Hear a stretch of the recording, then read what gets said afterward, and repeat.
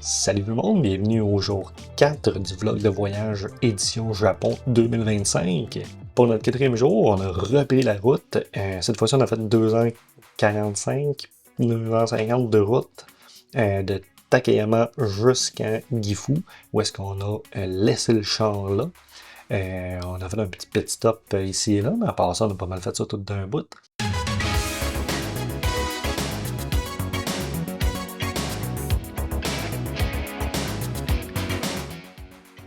Ici, c'était le bout où le GPS nous disait de continuer sur la route, mais on a mal compris le truc, on a viré, puis on s'en est rendu compte après, on a reviré de bord, puis c'est ça.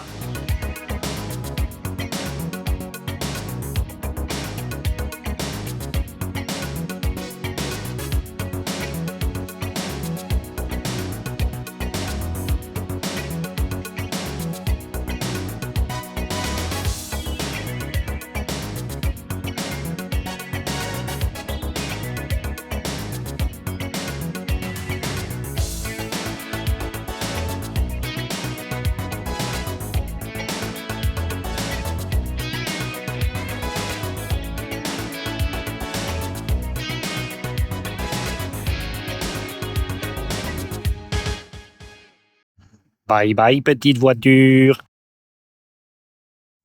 Pis Top, la route de Takayama à Gifu, c'était comment? Ça descend. Une fois qu'on a laissé le char là, on a été prendre un Shinkansen, mesdames et messieurs.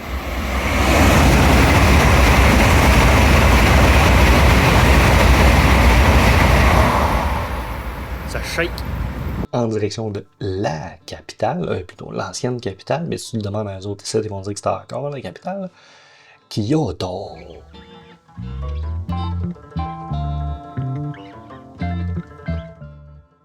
Une fois arrivé à Kyoto, on a deux idées principales pour Kyoto, mais comme on est là l'après-midi, puis on est là aussi un peu le matin, le lendemain, on s'est dit, dépendamment de quelle heure qu'on arrivait, combien de temps de route qu'on ferait, on inverserait ou pas. Et considérant qu'on a très bien fait notre route, qu'on est même arrivé ici on est arrivé à Gifu à 11h15, alors qu'on avait la voiture jusqu'à 1h, fait qu'on avait comme calculé le maximum. Donc on est arrivé donc à Kyoto, une fois avoir fait les transferts et tout ça, on est arrivé à Kyoto un peu plus tôt que prévu. J'ai oublié de mentionner que pour dîner, on s'est arrêté dans un café Veloce parce que je voulais réessayer les sandwichs aux œufs que j'avais essayé en 2009, puis ils sont toujours aussi bons. En plus, le logo est fucking cute, voilà, c'est tout. Ce qui nous a permis donc de bien pouvoir profiter de Kiyomizu-dera. J'entends que Toby se fasse un makeover. Il a décidé de louer un yukata pour avoir la petite expérience. Fait qu'il est en train présentement de se faire magasiner, de se faire habiller. On va voir ce que ça donne tantôt.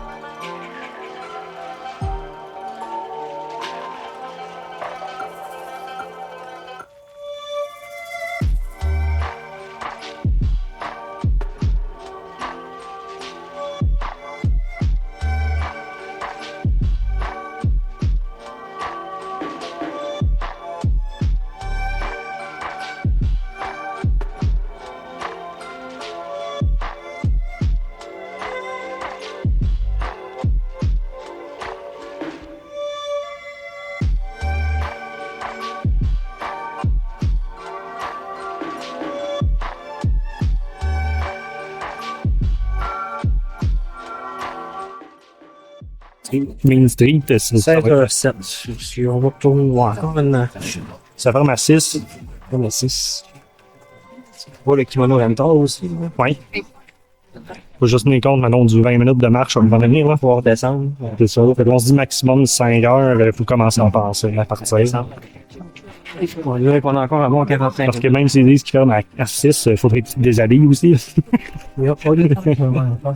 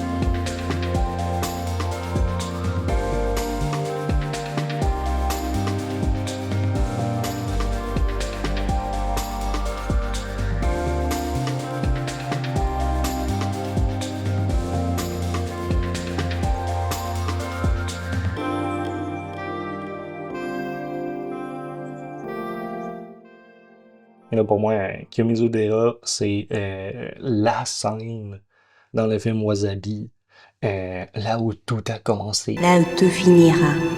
Là où le détective Hubert retrouve le dernier indice qui permet de résoudre le mystère de qu'est-ce qui est arrivé à son ex avec les Yakuza et tout ça. Mais avec le temps, tous les souvenirs ne sont-ils pas bons? Ta tendre et dévouée Miko.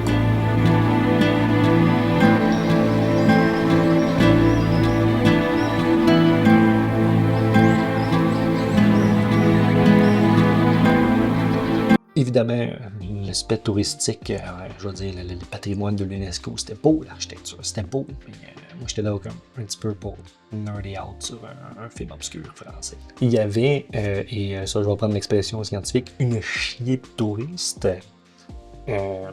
Parce que c'est évidemment le spot touristique. Quand tu cherches Japon, ça se peut que ce soit cette photo-là qui sorte sur les cartes postales. C'est comme... C'est emblématique du Japon. Donc, évidemment, tout le monde voulait être là. Tout le monde voulait faire de l'Instagram. Parlant de photos, tu sais la fameuse pagode avec le mont Fuji en arrière-plan, c'est pas à Kyoto. Si vous voulez voir ça, vous devez aller dans la préfecture de Hakone, qui est à peu près 400 km à l'est de Kyoto. La vue qu'on a à partir de Kyoto, c'est à l'ouest. Et là, tu te mets à rire des touristes parce que tout le monde veut avoir son tour, tout le monde veut prendre sa place, mais il y en a qui attendent pas, il y en a qui se mettent devant, il y en a qui sont comme là, puis là, il y en a qui veulent faire 2-3 trucs.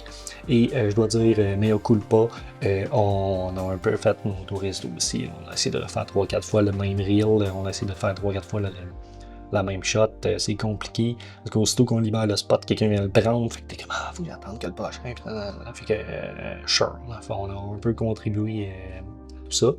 Mais nous autres, au moins, on essaie d'être un peu plus poli sans couper les lignes de quelqu'un. Si quelqu'un le prenait, on chialait pas, mais on les laissait pas faire leur truc, mais on essaie de leur prendre de notre moins pushy un peu.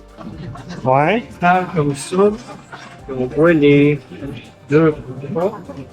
La caméra, je parle. Non, je vais filmer. Non, mais on voit les deux poutres, tu veux dire. Ouais, puis là, mec, le couple se tasse de là. Puis tu y vas là, ok. C'est un excellent moment pour plugger Instagram à Toby. Il a fait plein de reels tout le long du voyage. Allez voir ça. Son Instagram, il est public. Le mien, il est privé. Il a fun. Lui a fait tout ça en habit traditionnel. Moi, j'étais en t-shirt bien classique parce que ça me dérangeait pas. Et je pense que Toby a bien apprécié l'expérience. Surprenamment très léger et quand même avec assez bonne aisance pour marcher avec. Je courrais pas.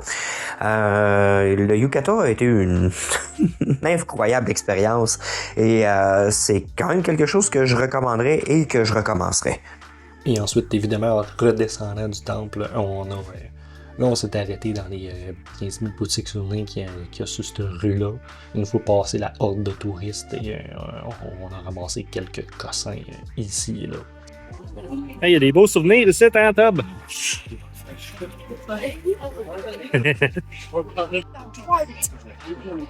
faut que je traite ça tout le long. Yep, c'est un peu le défaut. Toby a donc pu profiter du service de transfert de bagages qui a permis de transporter ses affaires de notre hôtel de Kyoto jusqu'à notre hôtel de Tokyo en passant par Yamato. Le logo est juste vraiment cute. Et là, pour le souper, encore une fois, il faut que je le mentionne, on a trouvé de la foutument bonne bouffe. On a regardé souverainement, puis au début, on était comme, y a-tu quelque chose genre du curry, tu sais, pour essayer comme le curry, comme ils disent, le carré japonais. Il n'y en avait pas d'ouvert, ou ceux qui étaient ouverts, c'était du curry indien, fait que c'est pas la même chose. À la place, on a trouvé vraiment ce magnifique restaurant-là, qui avait des hambagu, et c'était... Donc, encore une fois, un autre endroit qu'on vous recommande, en fait, si jamais vous venez à Kyoto. On a ensuite été visiter la shrine Yasaka, mais on n'a pas le droit de prendre des photos à l'intérieur, puis nous autres, contrairement aux autres touristes, on a respecté les symboles. On a ensuite marché un peu le long de la rivière le soir, fait qu'avec les trucs éclairés, les hôtels éclairés, le monde qui relaxe tranquille sur le bord de la rivière, c'était une belle ambiance, c'était bien fun.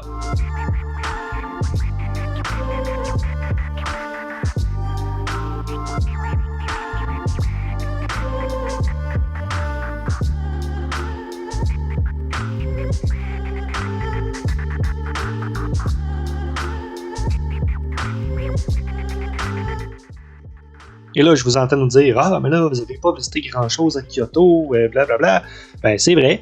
C'est pour ça que dans le prochain épisode, vous allez pouvoir voir qu'on a visité Kinkakuji. Mais après ça, on n'est pas resté, on a pris le Shinkansen pour Osaka. Il y a bien trop de monde à Kyoto, sérieux.